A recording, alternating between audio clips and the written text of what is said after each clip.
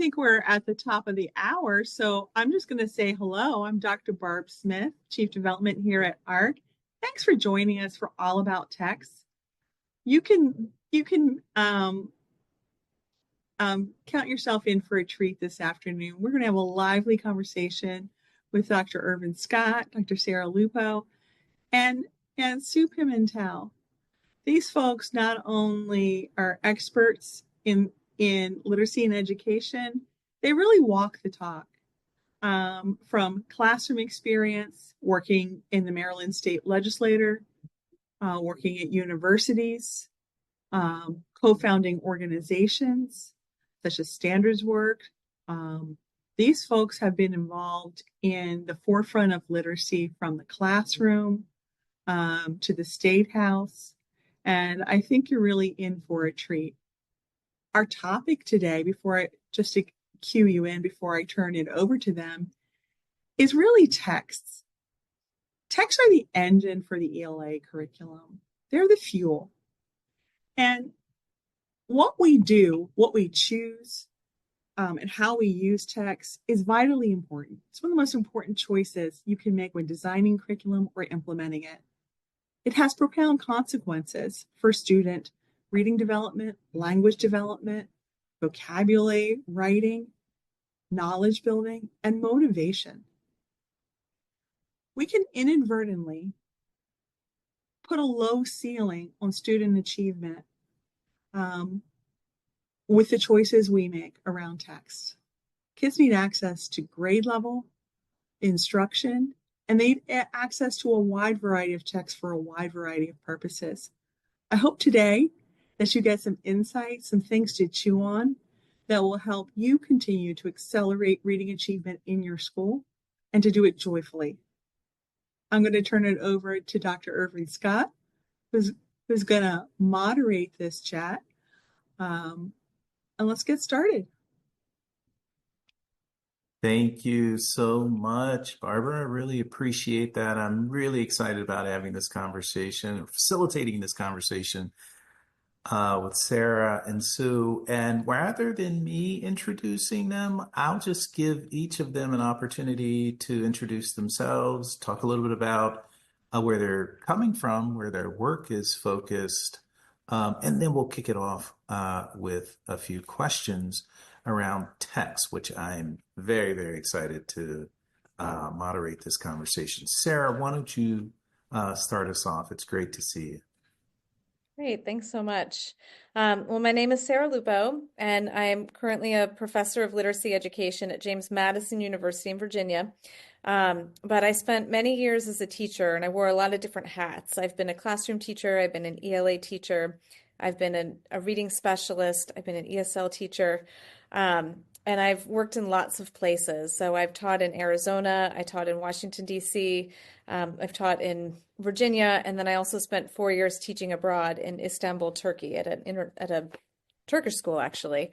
And my research really focuses on centering text and how we can bring that into the classroom. And so I really spent a lot of time thinking about how we can support students in reading really high quality texts, not just in their ELA classes, but really across all of their content areas, because I just think texts are important and it's a great way for us to learn. Thank you so much, Sarah. Sue. Yeah, so I won't go through my whole history or I'll just bore everyone, but I would say I too have worn many hats. A classroom teacher. I've also worked in large urban school districts. I've worked in the political arena and then worked in nonprofits. And I've worked both, just so you know, both in the K-12 area and in adult ed, which has been really interesting to watch sort of the interplay between those two systems. And I'd say my recent work maybe sort of shadows Sarah's a bit, which is really about knowledge building and knowledge building from text and why that's so important. Wonderful. Thank you, Sarah and Sue. Just real quick context. I'm currently a faculty member at Harvard Graduate School of Education, and I train aspiring leaders, individuals who want to be school leaders, district leaders, nonprofit leaders, all in the education space. But I'm also a former ELA teacher. You might see a theme here. High school ELA teacher and principal and district leader, and also spent some time at the Gates Foundation. Also spent some time at the Gates Foundation during the implementation of Common Core state standards, which in some way may come up a bit as we have these conversations around text. So let's just jump right into it. And I think both of you alluded to this a little bit, but we'll start off with you, Sue. This question of what is it? I mean, the title of this webinar is Making Text Central. And so in great ELA instruction is what I would add to that. But maybe it's text central even beyond ELA instruction. But let's just ask the question, what does it mean to you to make text central? We'll start with Sue and then go to Sarah. Yeah, so I think in all my years of education for a while, it sounds kind of course, texts are central to, yeah, of course they are. But what I found was when I was observing in classrooms is that a lot of times the text wasn't central. It was either the strategies, find the main idea, inference, or the standards were sort of the purpose. So that was sort of, as opposed to what are we going to learn from these texts?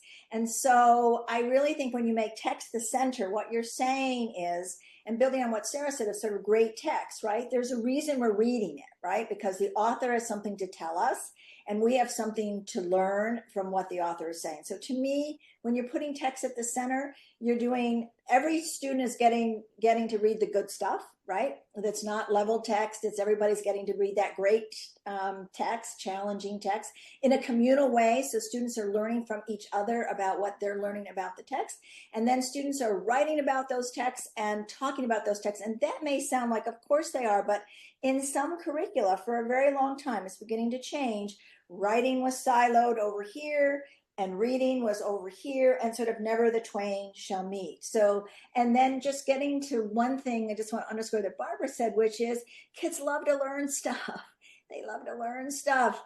And, they're not going to sit at the dining room table and you say, well, so what did you learn today? Oh, we worked on main idea today. No, they said we learned about, trains or Civil War or ecology or something like that. That's what excites them.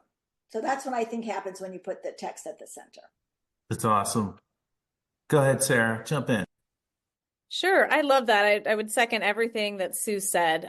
I think that keeping the purpose of the lesson as, text understanding is really key. And it's super important to do that because it's easy in ELA to get distracted by the standards or, finding the main idea or the strategies. But like Sue said, nobody ever picks up a text and says, I want to find the main idea. We have to keep that focus on meaning making.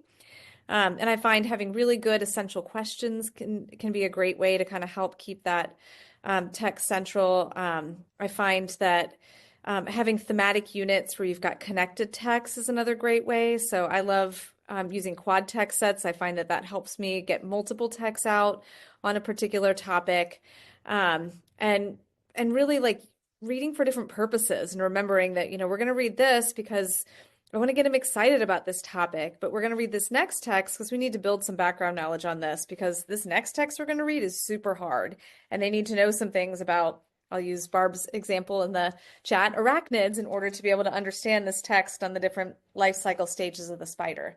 So that I would just second everything Sue said and just, yeah. And I built on something Sarah said because go right ahead. It's got the quad sets, which was like the most brilliant idea in the world, which she should talk more about. But what I want to say, sort of building on that, is that it's a volume of text. So on a particular topic, or she called it a thematic unit. By that, it means that students are building their knowledge and vocabulary. And if they're reading a volume of text, it can sort of bootstrap them to the next, as Sarah just said. And that is very different than reading a hodgepodge of text, where I'm reading one day about photosynthesis and, the next day I'm reading about bears or something. You just can't build knowledge that way. So that's why volume of text, I think, is also really important when you put text at the center. Wonderful. You said something, Sue, that makes me want to follow up with my principal hat on, right? So principals Principals, school leaders, individuals who are in charge of professional development will oftentimes put perhaps an emphasis on the instructional strategy as opposed to the text itself. What would you caution sort of people who are leading? Like, how do we avoid going down this slope of just focusing on the strategy as opposed to the text and Yeah. developing training sessions for Well, teachers? first thing I'd say is don't do it. But I also just want to say, you mentioned the Common Core. So I led the Common Core state standards in ELA and literacy. So I'm not against standards. It's just that they need to be in the background. And as Sarah was talking about the essential questions, you want to look at sort of the level of sort of sophistication of what students' responses you're after, and you can use the standards as a guide for that. But then the question should be text specific, so you're drawing out the information. And we used to have, I don't know, maybe I'm dating myself, but teachers write the standard on the board. Mhm. Kids don't care. We don't care. It can be a way to access information in the text if you're careful about it, but I think it dulls it for students as opposed to what's this author saying to us? What evidence is he using? What does this do to what you know about this subject already? That's what excites, I think, both teachers and students. Yeah. And I would just add to that I tell teachers to look at the standards, and I'd say the same for like any reading strategies as the vehicle for learning, but the destination is understanding the text. And so the standards are great. I want to learn about arachnids, so I'm reading this text. I'm going to find the main idea as my vehicle for learning about arachnids, but finding the main idea isn't my goal. Learning about arachnids is my goal. And then I tell teachers too that if the strategy you've chosen or the standard you've chosen as your focus standard starts to be a distraction, abandon it and just focus on understanding the text. Yeah. Because I have had lessons where I've chosen the standard that I'm like, wow, this really isn't helping us as the vehicle here. And so we've got to abandon the standard and just focus on making sense of the text. And also deciding, just to underscore what Sarah said, is to understand why are you having students read this text? Why are you having them read this volume of text on this? What is your thematic unit? What is your topic? That should be your end goal. And then everything else is used as sort of the means to the end. And then you have excited students, and I do believe excited teachers. But teachers have felt, I want to give teachers some credit here because I feel like they've been told to do this otherwise. Yeah. And the principal's coming into the room and you better have it up on the board, or you better be saying, this is what our goal are, and I just think that we have to get smarter about that. This is so powerful. I haven't really thought this through, so I hope it comes out and makes sense. But when I taught advanced placement literature, when I taught English literature as a high school teacher, I wasn't necessarily focused on standards. I was looking for great literature, and then I was trying to go after concepts that I thought were deep concepts that students needed to understand in 11th and 12th grade. And what I hear you saying is that's what elementary text focus should be also. It's not something that's reserved for when you get into AP classes. It's something that should start very early. Does that make sense? Does that resonate? Yeah, text has to be worthwhile. Yeah, the text has to be worthwhile. The topic or the thematic unit that you're using needs to be, now some of my students don't know what they're interested in until you bring them something around spiders or something. Might not have even known until you bring it. But absolutely, because I think sometimes we make the mistake that we don't think students can think until they get to be, I don't know, but they think right away. They think, and they love to know about, and the more they know about things, the better thinkers they become, and the better thinkers and knowers they become, the better readers they become as well. Beautiful. Okay, let's jump into this notion of quality text. So we talked about what does it mean to make text central. Talk a little bit about how, Sarah, you can kick us off on this question, because this debate happens between teachers, it happens with curriculum people in districts around what do we mean by quality text? How would you define that for our listeners? Yeah, I've been thinking about this a lot lately because I was asked to write a chapter for the handbook on reading comprehension, the research on reading comprehension, on basically what it means to have quality text and what makes a text good. And it's really hard. So we have in our society quality indicators like awards and such. We've got book awards, and that's one way that people can look at quality. But there's actually not a ton of research on what makes a text quality, if that makes sense. And there's a certain level of subjectivity here that I think is okay and good. Like what I think is an amazing text isn't going to be the same. But what I'm trying to look for in that chapter is what can we agree on? Like what are some things that we can all agree on, even if a large part of quality is subjective. And there is some research on what makes a text difficult. And so when I'm thinking about my text, I'm looking for those more subjective things that I think makes a quality text, sometimes using book awards to choose that. But I'm also thinking about, I want to make sure that my students get exposure to all of these things that the research says are really important things. And so, one of those factors is sophisticated language. We know that that's something that makes a text difficult. And I know my students need exposure to that. And so I'm going to look for texts that contain sophisticated language, both vocabulary, but also how the words are used. I want to choose authors that are using words in clever and interesting ways, so that my students can see that, and those texts can become our mentor texts. I want to choose texts that have high background knowledge demands, so that my students will have to use their background knowledge and perhaps background knowledge of other texts we've read in order to understand that. I want to look for texts that have complex text structure. I want texts that are going to have really complicated sentences and be organized in different ways and use different cohesive devices so they can learn how to understand all those. And then lastly, complex ideas. I want abstract ideas, thematically deep texts for literature, complex concepts so that my students can be exposed to that. So I think it's really a matter of, quality can change based on purpose, and really trying to make sure that my students get exposed to those challenges and that the purpose for reading aligns with the challenges that I've chosen there. So Wonderful. Go I say ahead. Go ahead. bravo. And just to build on what both you said, Irvin, about taking the great literature and then finding some really important concepts that you want students to kind of take in and think about and debate and to do all of that.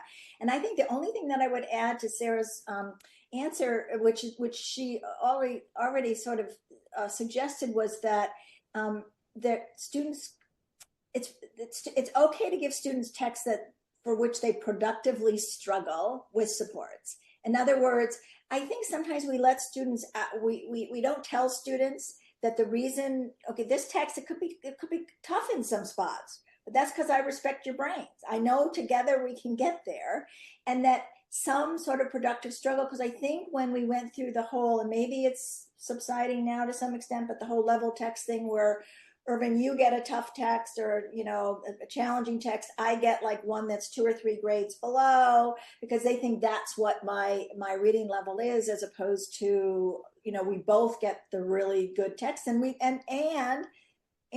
that it's okay to struggle, and teachers are there to support students through that. When Sarah was talking about the sophisticated language, the sophisticated syntax, the way they're putting the words together in a whole different kind of way. I mean, that is also really exciting for students to find their way through some of this as well. And then that prepares them, makes them even better readers for what else they're going to find. And I'd say when Sarah said looking at a text where it requires a lot of knowledge, that's what, and maybe Sarah will talk a little more about this, the quad, I'm just her quad set, because that's how, can you talk a little bit about that? Because that's what gives students access to. So Please do. I'm a big fan. Sure. Well, I love everything you're saying about text leveling, and I agree with you. I think it was sort of a bad road we went down, and I think most people have realized that maybe we need a different path. And I think that all students should have access to grade level text and absolutely can read those texts. I wrote an article on text leveling called "Struggle is Not a Bad Word," because I think that we somehow got this idea that like kids shouldn't struggle with text. And it's actually okay for them to struggle, that productive struggle, like you said, Sue, because that's actually what's going to make them improve. And when I think in my life, all the times when I've grown the most is when things were actually really hard. And so we want to we want to encourage that. Quad text sets is one way that we can scaffold readers' background knowledge. And so what I suggest is choosing, really challenging text that I call the target. And it could be a science text, it could be history, it could be an ELA novel, a poem, a short story, something that's going to be a real challenge for your students. And I think about those text challenges I talked about earlier. I don't want all of them in one text, but I try to choose like maybe 2 of those challenges and make sure that my students are getting some exposure to that. And then we want to choose maybe a visual, it could be a video, a map, a picture, to help build some background knowledge or activate their background knowledge that they already have, to be able to understand that more challenging target text. We want to choose, I usually pick easier to read informational text. Sometimes they're not always that much easier, but often they are, to build some knowledge to help them be able to understand that target. And then the last piece of the quad text set, the 4th realm, is that what I call a hook text. And so what that is a text that gets students excited about the topic, motivated, and wanting to read about it. And that one I think can be the hardest and the trickiest to understand, but I think has so much bang for the buck. And so that might be like a local news article that gets them thinking about like, but why do I have to actually learn about this science topic? Oh, that's happening in the world. That gets me interested. And so I think quad text sets are a great scaffold. They're using text as scaffold so we can increase the reading volume while also supporting students in becoming better readers. Love it. And everybody who's on the phone who haven't done it, do it. And I know Sarah's written about it as well. And it can be, and the volume of text, Sarah, as I think you said, can be at various levels.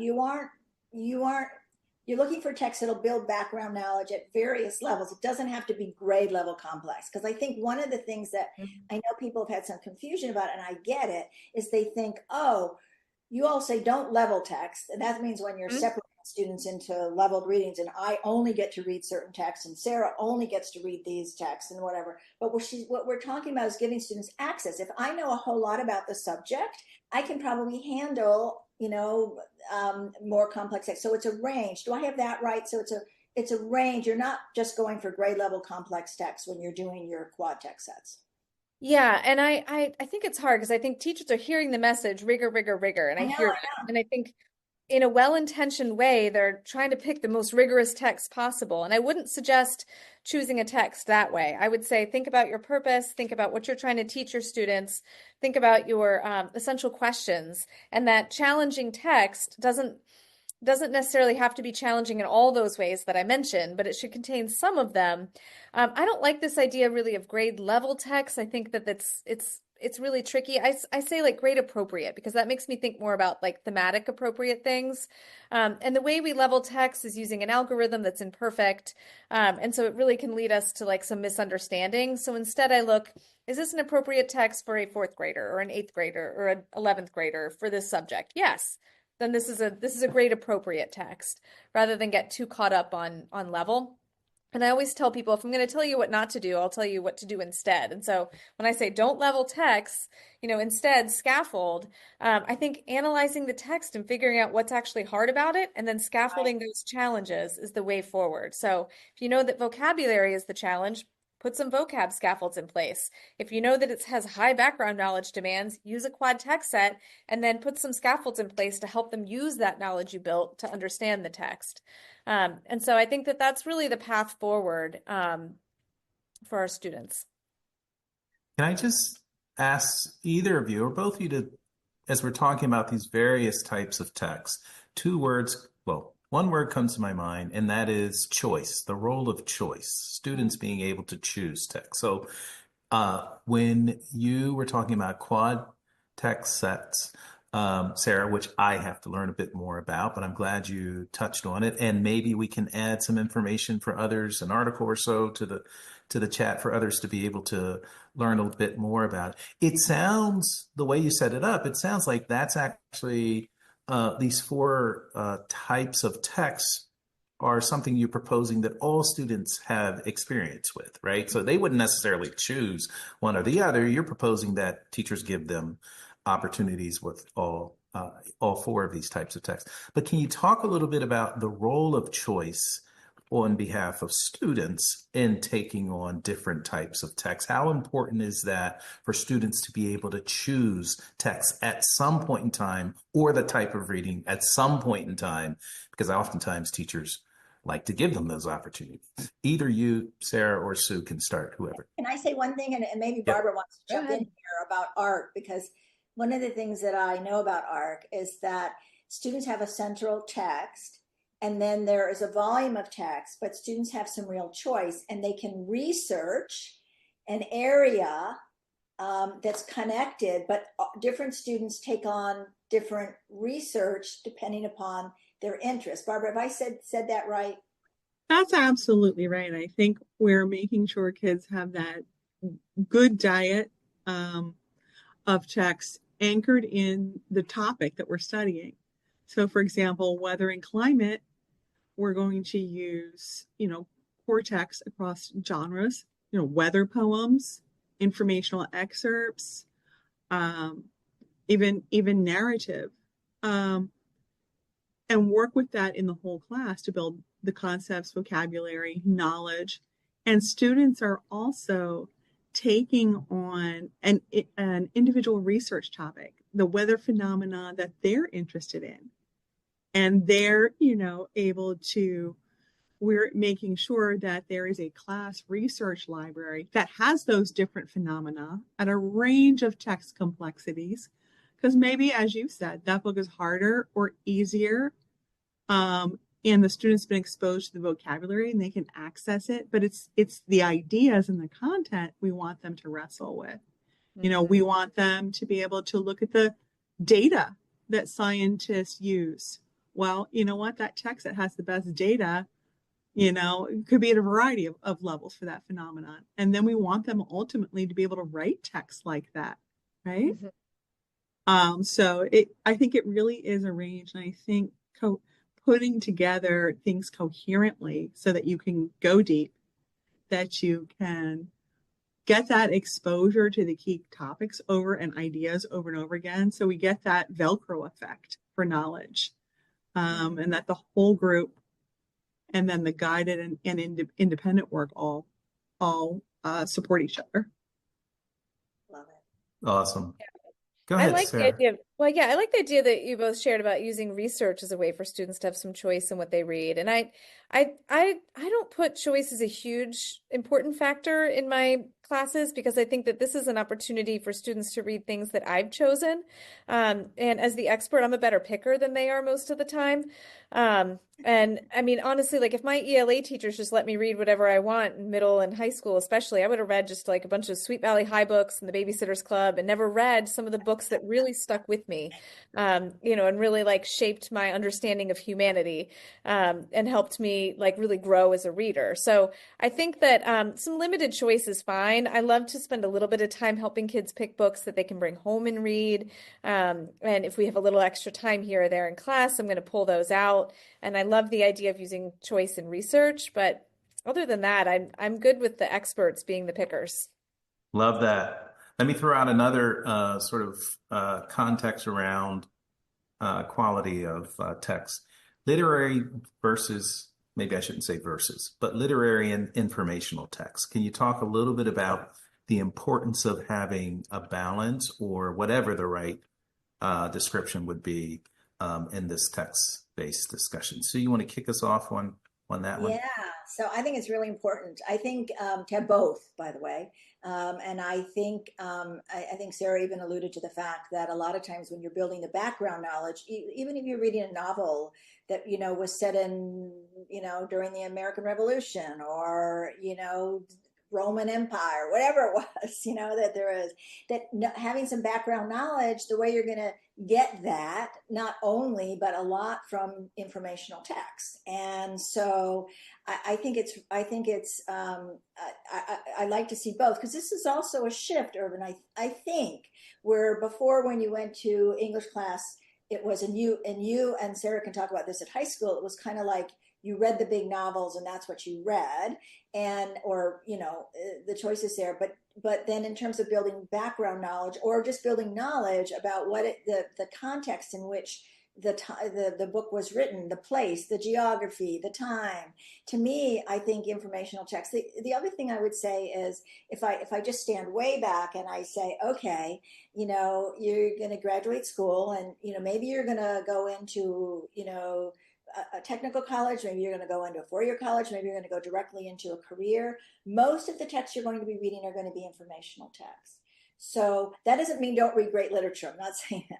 But what I'm saying is if you don't, they read differently, and informational texts have a variety of different text structures. And so understanding how the information is coming to me when I'm reading a text, an informational text, is really important. Is it problem solution? Is it chronological? How's it coming to me? How do I follow what the author is doing? So I like to see a really good mix, and I like to see a good mix from the very earliest grades. I know there's research that boys in the early grades, I don't know if this still holds true because it's probably old surveys, but boys tend to like informational texts early on, and maybe girls weren't as drawn to it. That may be totally different now, but I'd like to make it totally different so that everybody loves the literature and everybody loves the informational text. And I think that's truly possible. We saw that in the IES study that CPRE did on Art Core, is that girls' interest in science, there weren't gender differences because of that early exposure to that kind of rich content. And I think your point about the early years is really a good one. Sometimes we have this idea that the kids were struggling readers. While we're intervening and working on foundational skills, we think that some of this stuff comes later, that rather than we have to do both of these things, or we're going to end up with students who have a whole new set of problems in 4 to 8, and I think that's something that in this conversation we haven't touched on a lot yet. So I want to leave that on the table. We're talking about literary and nonfiction. We haven't talked about whole text and excerpts. We haven't really talked about decodables, as part of the mix. All of this work is predicated on the fact that, of course, we're teaching foundational skills. And I think we made a lot of progress on understanding foundational skills, but less so on reading comprehension and some of these actually building knowledge, not just activating on some of these other more complex aspects of reading. So I'm just going to throw that ball. I'm going to say one thing, because I remember the adage, and maybe this has gone out too. Do you remember the adage? First you learn to read, then you read to Read to learn. Yeah, that. Please cut that out. No, you read to learn from the beginning. Some of it might come in read alouds, and the decodables or whatever, which has sort of maybe a different view. But reading to learn. I think about my grandson who became just an expert on the Titanic. I mean, wanted to read everything there was on the Titanic. And now he's in his dinosaur phase. But my point is that he's like a sponge, and he's like in first grade, and he wants you to read to him. He wants to read too now. But it's from the very beginning, students want to learn about stuff. Yeah. I want to add something in about the nonfiction versus literature, and just a couple noticings I've had. And one thing that I've seen shift in the last 2 decades or so is the move away from using text, especially in the upper grades in like science and social studies and whatnot. They've become text free zones. And the other thing I've noticed is that the move away from just teaching science and social studies at all in some of the elementary grades. And I think that these two moves have left ELA teachers in a bit of a bind, because now they feel that they have to teach the nonfiction text because that's the only place they're getting any text. And so I would argue that the first move needs to happen is that we need to bring text back into those subjects and make sure those subjects are consistently taught. Because what I see happening in ELA classrooms now is it's mostly nonfiction and it's very little literature. And that's the only classroom, that's the only space where they're going to get literature, where they're going to get poetry, where they're going to get short stories. And I think that we're going to lose part of our culture if we don't start to bring some of that back. And so I think as an ELA teacher, I heard a teacher once tell me, well, on my end of the year test that I have to give them for ELA, it's 70% nonfiction and 75% nonfiction and 25% literature. So that's how I'm going to divide my time. And I think that's a mistake. I think if that's the only place they're going to get fiction and more literary text, we have to spend more than 25% of the ELA time on that.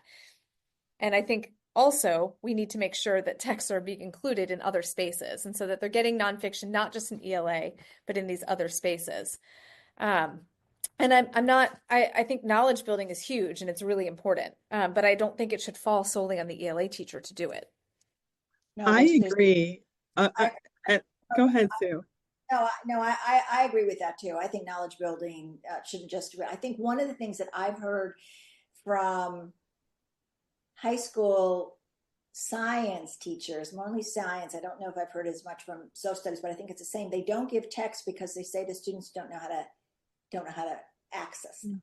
They can't read them. You start giving it, then they'll know how I to. know, and it's a self-fulfilling prophecy. Yeah.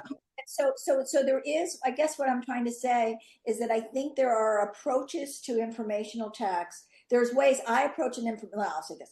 Ways I approach an informational text to get the information I need to understand.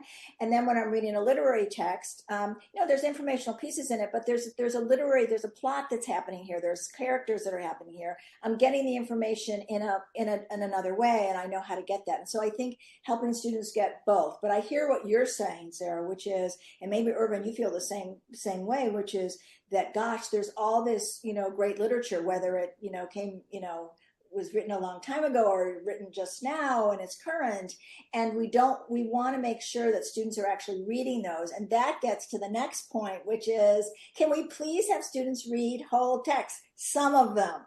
That was going to be my next question, because Barbara planted the seed for it. Excerpts versus whole text. So I want to pick that up. But Barbara, before I go there, that's the next question. This is just a rich conversation. I knew it would be hard to manage it all, but it's a beautiful, beautiful conversation. Barbara, can you say a word about information versus literary, or not? I don't like saying versus. I think information it's and literary. Yeah, and literary. But in the context of American Reading Company and the curriculum materials. Absolutely. I think it's, to Sarah's point, it's vitally important that we treat the discipline of English language arts, of literary text, of genres, truly with the same weight as we would, science or social studies as a discipline. And that's one of the things that you'll really see built in throughout our curriculum, particularly in Unit 3. You're going to see traditional tales from around the world. So we're going to get that representation, but we're going to do the deep study of what makes traditional tales and what that looks like. Or we're going to do literary analysis. That's a body of knowledge that kids need, and it's too late to get that in 9th grade. And those kinds of things that classically are in the standards can really only be done with that kind of text. And I think a lot of our conversation is really about and rather than versus, same thing with whole text and excerpts, and I'll turn it back to you folks to talk about that. Whole text and excerpts. I can't imagine just doing one passage from Toni Morrison's Beloved. Yeah. I've got to do the whole novel. So talk a little bit about, where is this coming from? Is there something good about it, or is it all bad? Why don't you start us off, Sarah, then we'll go to Sue. Sure. And I agree with Sue's point that we need whole text. And I think one of the reasons that when I go into schools and I listen, one of the things I hear as to why it's gone away, we've moved away from whole text, is time. Homework has disappeared in schools, even in middle and high schools. They're not being assigned anymore. And so it takes a really long time to read a book if you're only reading at school and you're trying to keep everybody at the same pace. And so I really think, I think we have to bring back homework. I think we have to bring back homework as reading, and we have to start encouraging students to do it because they can't get enough text volume at school. They're going to, especially middle and high school, they have to go home and do some reading. And that's also the only way that we're really going to be able to truly do novels. Because if we spend 12 weeks on a book, we're just going to kill the joy of reading. And as a recovering English teacher, I know that we're really the best at killing the love of reading. And so we need to move faster than we can move if we're only reading it in class. And so I think we have to have it. I'm not opposed to excerpts here and there for like, hey, let's get a little exposure and see this. My hope is that you'll love this and want to go home and read it. But if we don't unpack at least a couple of whole novels, we're really doing a disservice to our students. That's text quality. They need the whole thing. They need the whole thing. And I'll say, Irvin, just two quick examples. So my granddaughter just read Animal Farm, and I can't imagine them having her read an excerpt of Animal Farm. You got to see like the whole thing when they take over, the animals take over the farm, and they're going to have all this equality, and then the pigs think they're smarter than everybody, and then they can get the power, and they can you got to watch the whole thing. I mean, you got to read the whole thing to get it. And just to say it, I was looking at, and I won't name it, but I was looking at a curriculum, and it was Romeo and Juliet, but all they had was the Wherefore Art Thou, Wherefore Art Thou, Romeo. Whoa, I mean, and you're supposed to be able to know about, I mean, really? No. That's, I mean, because if you're going to do Shakespeare, read Shakespeare. I mean, and as you just said about Toni Morrison, I mean, it's like there's a place where there's richness in the interconnectedness between the scenes, between the chapters, between what's happening with the characters, and it's following that action and learning from that that matters. And I think Sarah is right. There is this problem for teachers when they assign homework, then students don't do the reading, then they come into class and they're not prepared. Some students are prepared and some students are not. And what do you do about that? But I think there's a way, perhaps, I mean, to hold students somewhat accountable for doing the reading, right? Like they have to answer 2 questions, or I don't know what. It can be a simple little thing. It doesn't have to be a big essay or anything like that. To just say, this is an expectation, and we're going to talk about this, and I'm going to see if you did. I mean, I don't know, hold students accountable, because I think if they just think, oh, well, the teacher's not going to know, and I'm just going to sit in class, and I'm not going to know anything. It is a problem. I mean, it is a challenge for teachers, but I think you got to do a whole text and the reading of the whole text. And the other thing I would say is there's parts of, if you know the text, there's some chapters or some parts of the text that are harder than others to get through, or they're more important and critical. If you miss it, you've missed the connections. And so the teacher, because the other thing I have seen also is where there is a read aloud that happens, or students are reading aloud, whatever like that, and they're doing page by page by page by page by page.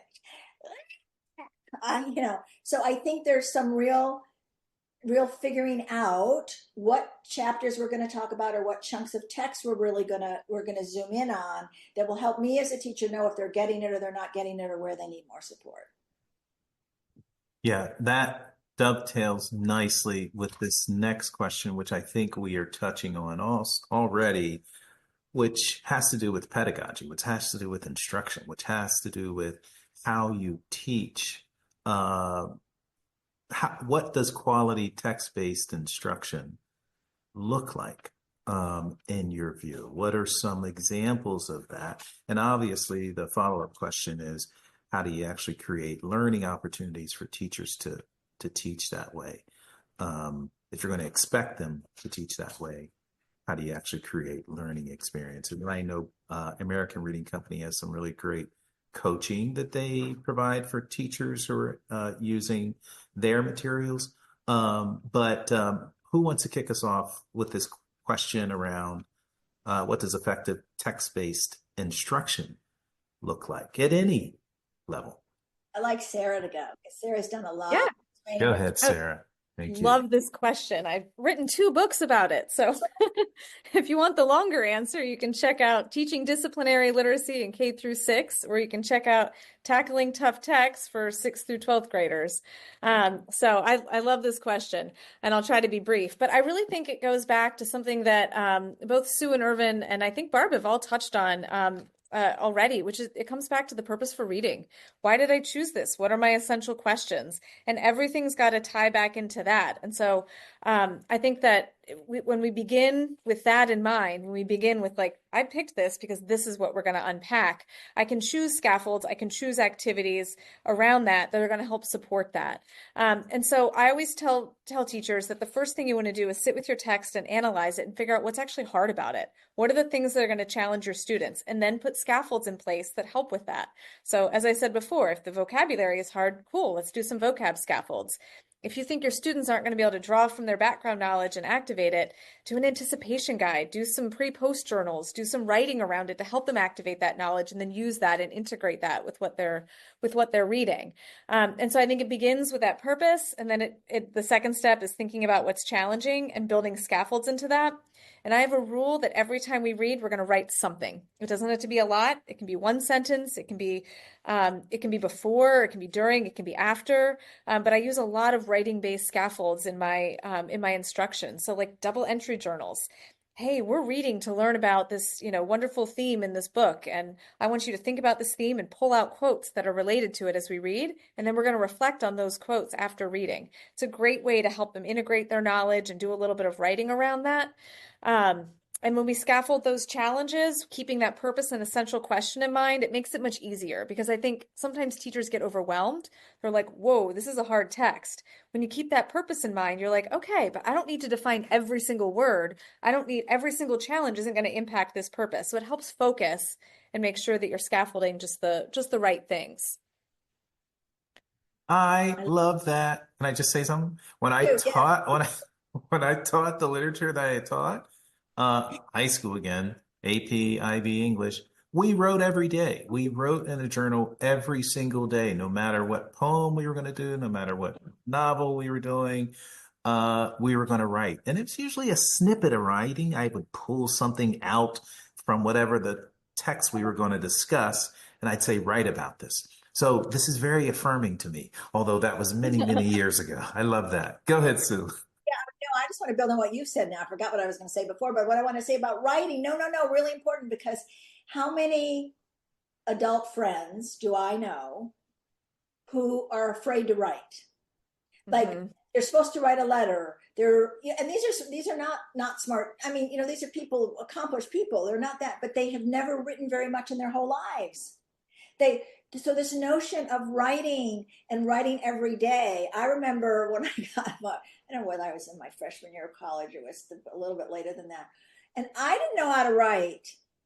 And all of a sudden I had a semester, and all they were asking for was for me to write.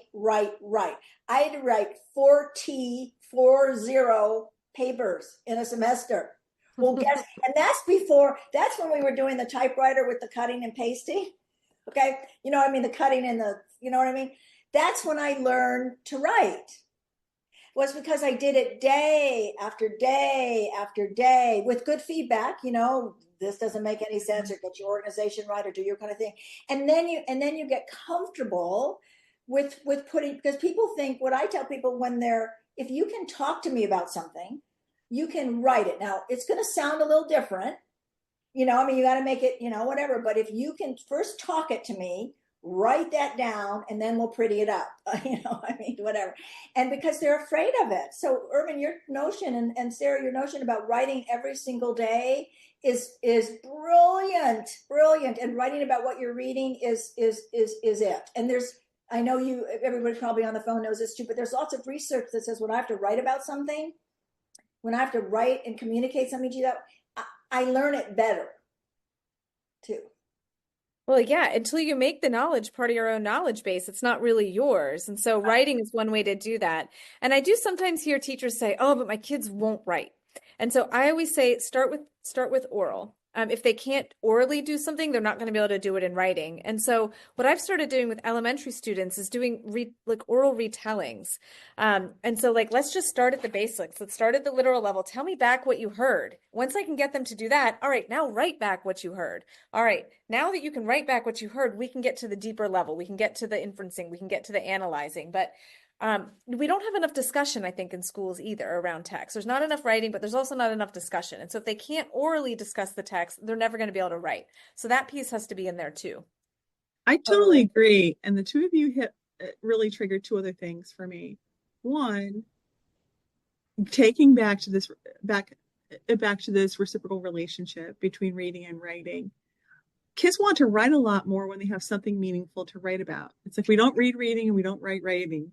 So having rich text, appropriate text, gives kids the content that they need.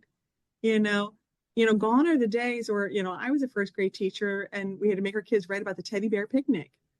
I never had a teddy bear picnic, but boy, I could write about weather, if I knew more about it. So I think this part of the barrier with writing is content. And then the other thing, I think, Sue, you triggered this for me, is kids are not exposed, and Sarah too, with the oral language. Where will kids get exposed to rich syntax, to sophisticated sentence structures, if not through reading and then oral rehearsal? Those two things, just for me, also just underscore the value of what we're talking about and the benefit. And can I just add one thing about writing about what you know, because I think it also levels the playing field. I mean, all students come in with a variety of experiences. All those need to be respected and honored, but really, really different. I mean, maybe I went on a lot of picnics with my family because that's what we did. And maybe another student, that's not what they did. They did something else fun with their family. So when you're reading about whether it's weather or spiders or the Civil War, we're all learning together. And so I can write about it just like Barbara can write about it. And that means we all can participate.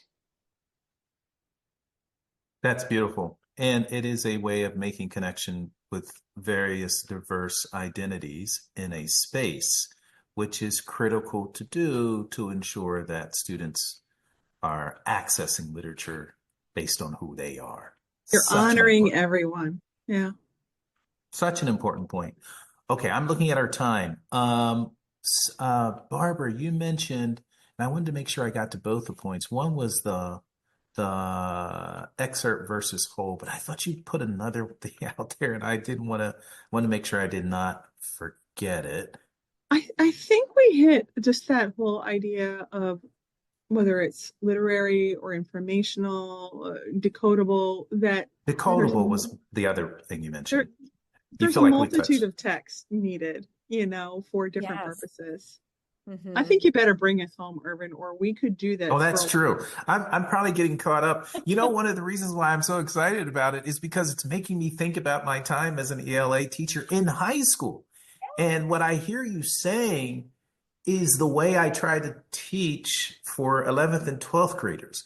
And I feel like in many ways what you're saying is that does not have to wait until 11th and 12th grade when you're in AP and IB class. That is the same way you should be teaching reading, writing, thinking as early as kindergarten, pre-K in schools.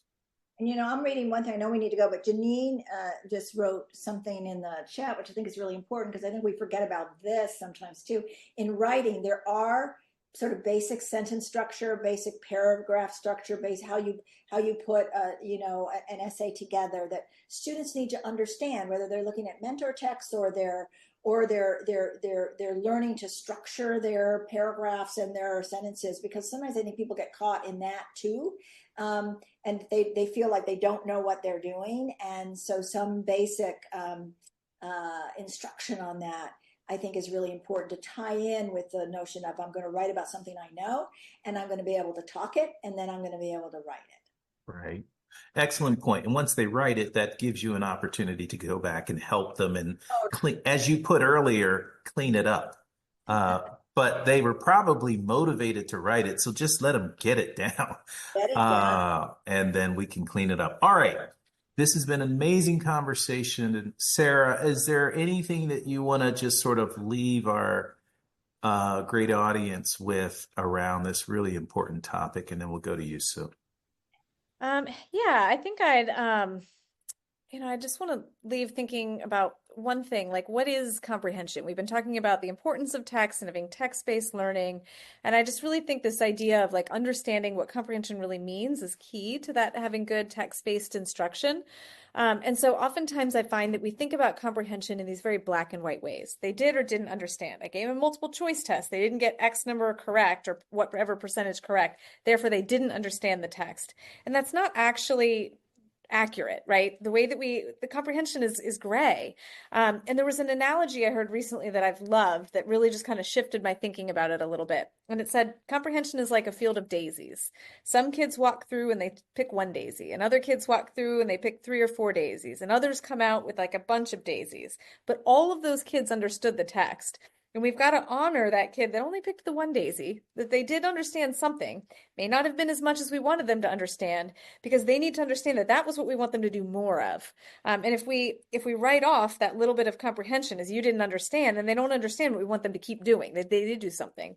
And the thing we don't want to do is hand them all the daisies at the end, because we want them to learn to pick the daisies. And so I think that, honoring that little bits of comprehension and is a step, and realizing it's a stepping stone to taking away more daisies and continuing to support that is really critical in our text-based instruction. Really appreciate that metaphor. Take that forward. Yeah. I think the thing that I would say is just building on that about how different students can understand sort of different texts in different ways and some can pull more from here and others not. And I remember a long time ago when the Common Core first came out, and we said all students need to be reading the same text. And I remember it was an elementary school teacher, and she said, she was just talking about her journey with her students. And she said, I think they were second or third graders or something. And she said, I had like what I considered to be really strong readers. And then I had what I would call struggling readers. One of the things that I found when we were all reading the same text was that those differences sort of disappeared. Wow. And in some ways that the students who were the struggling readers were sort of more animated about what they were reading and what they were doing and offering their thoughts about what they were reading, where she said some of her quote unquote best readers had initially been kind of bored or not, like kind of like, I know how to do that. And then all of a sudden they got engaged. And so I think one of the things I want to leave us with is that, I always think there's genius in every student I've come across. And it's different in different students, obviously. But I also think that when you make, and Sarah mentioned this about discussions, discussions about the textbook, to make your classroom sort of a vibrant place for, it's not just the teacher's up at the front of the room and he or she knows everything. It's like, yeah, talk to me about this. What's your perspective? What did you hear? What do you know? Help me with this. Because I think that then when students feel like they're responsible for their own learning, but they're a contributor, and we care about what they have to say. And I think students respond to that. I mean, we all would respond to that, right? Absolutely. And us now would respond to that. So I think that's the one thing that I think we have to really think about when we put our classrooms together. It's wonderful. Well, it's been an honor to facilitate this conversation. It's actually been absolutely amazing. And I just want to say, as a former practitioner in the high school classroom, these kinds of conversations I would have so appreciated. So I am so glad that American Reading Company is bringing together such thoughtful individuals in this space and allowing practitioners to engage with them. And so let me turn it over to you, Barbara. Thank you so much. Irvin, I want to say thank you for that. I believe that if we want to create these vibrant intellectual communities for kids, teachers and leaders need the opportunity to be part of those communities themselves. And that's what we're really trying to do with conversations like this. And I appreciate all of you for bringing it today. Every conversation with you, I leave ready to go volunteer somewhere. And Irvin, I mean, you're not that far from your old high school. So if anybody from School District of Lancaster was here today, you may be getting phone calls to volunteer. I think you've got yourself signed up. But I just want to thank everyone and also just let you know, May 8th, we will be having a webinar, All Means All, where Irvin will be talking with school district leaders and practitioners. And I wouldn't miss this conversation. We've all been disheartened by the NAEP scores. And I have to tell you, we have districts that are closing gaps, that are seeing acceleration from our most struggling students. And I think you really want to sign on and hear, whether it's a dual language environment or a traditional classroom, what's happening in these schools and how we're creating classrooms where everybody gets the banquet of grade level instruction and everybody is growing. So thank you all. Thank you again, Sarah, Irvin, and Sue. Always a pleasure. And thank you all for joining us as part of your day.